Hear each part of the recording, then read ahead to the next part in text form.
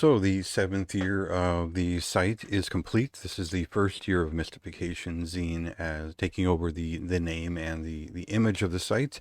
For the prior 6 years, it was grizzlybutts.com. That was a stupid name for a website, so I changed it.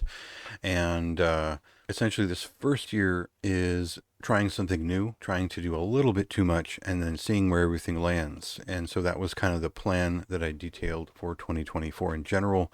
And that is available if you'd like to read back and just see what I'd intended. Every year I've projected what I would want to do next. And there's things that I've been saying I'm going to do for like 5 years. There have been projects I've been working on that are unfinished that run back several years. So this is a forum to sort of see what I can do next, and it's not really grandstanding or necessarily showing off whatever I've done or whatever. I will say that the site has generally improved in terms of its readership on average year over year.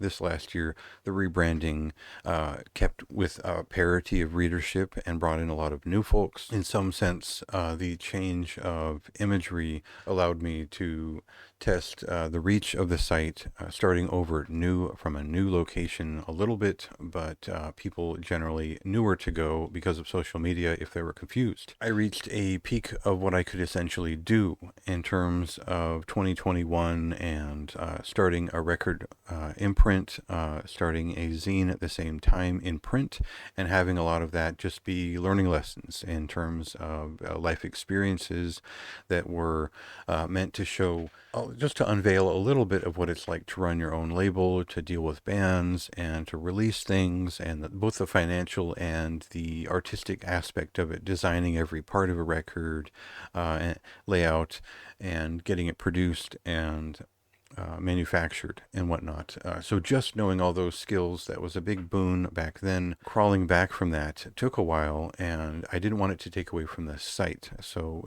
it was a chance to reset everything. And at this point, I've been ambitious enough to know what I can possibly do and what I'm going to do in the future. So heading into 2025, I think I know exactly what I can do with the site, but it will take some time to reconfigure everything and get that all solid. The thing that I end this first section of the commentary with is that finding a purpose for the site, a clear philosophical directive that I can get out in one sentence, continues to be difficult.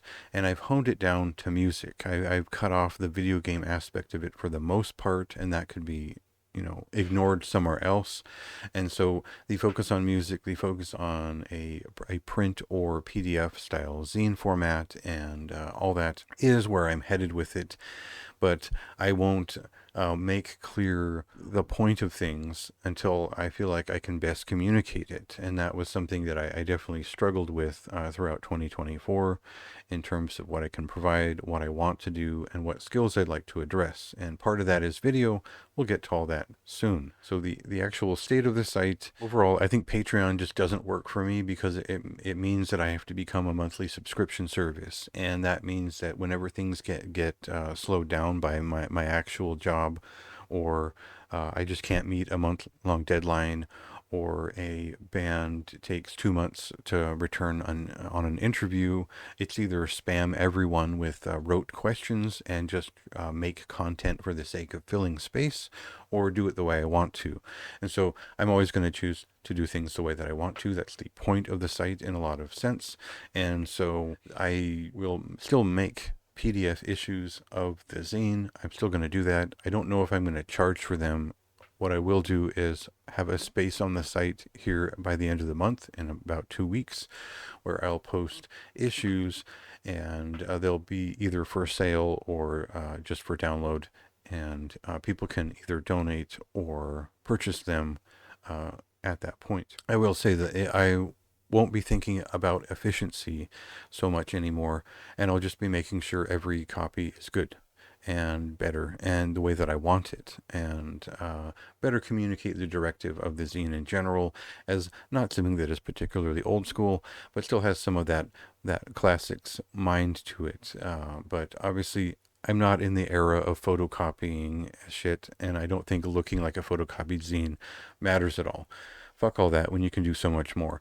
But it's cool that people do that. I like the retro old school thing. Whatever you do, do it well. That's all, right? The important note here from this paragraph is that, in particular, is that a lot of people over the years have complained about everything I've ever done, and I don't necessarily care. And what I mean in terms of writing is that there's a lot of fun in overwriting things and showing a bit of personality and taking it too far. I think that's what makes music interesting. I think that's what makes writing interesting.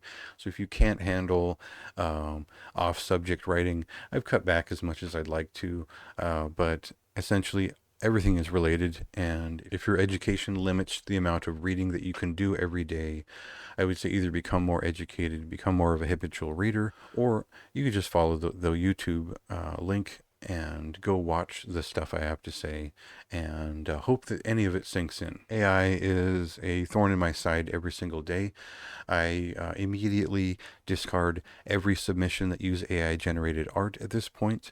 I give some artists some leniency because I respect the label or because I know the people involved in the band.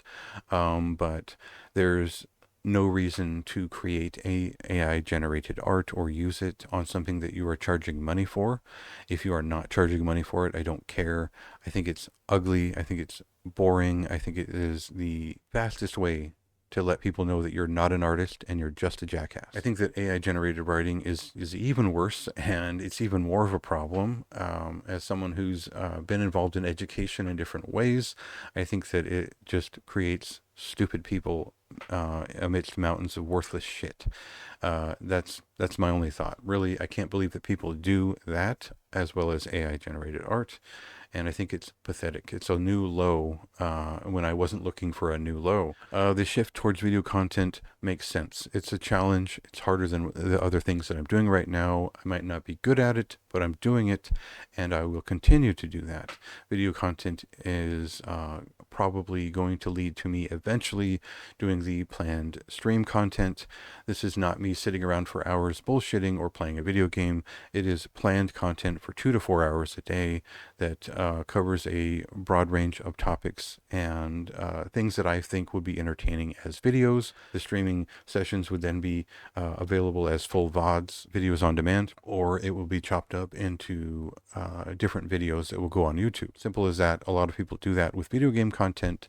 It will work with music content. In terms of directives for 2025, the first one is to complete at least one issue of the zine. That's already in the works. Video editing takes a very long time. Every session that I sit down is probably about 8 hours, and that is more busy work and simple editing. It's nothing fancy and nothing very well designed.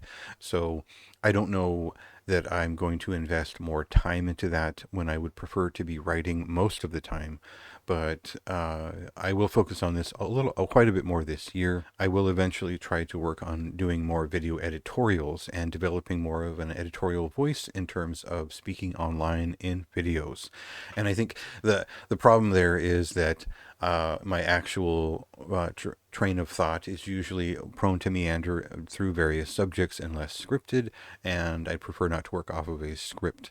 But I do have enough subjects backlogged over the last year that I've developed a full year's worth of material that I could work on, and all the manner of regularity is not going to be designed around a schedule. Anyway, the focus on video is just one aspect of what will be different next year. I think it was the most pressing idea at the end of 2024 is how to improve the efficiency and the frequency of video uploads. Otherwise, I would expect 2025 to just focus on a lot of refinements, a little bit less of the everyday writing, and more uploads online in terms of video.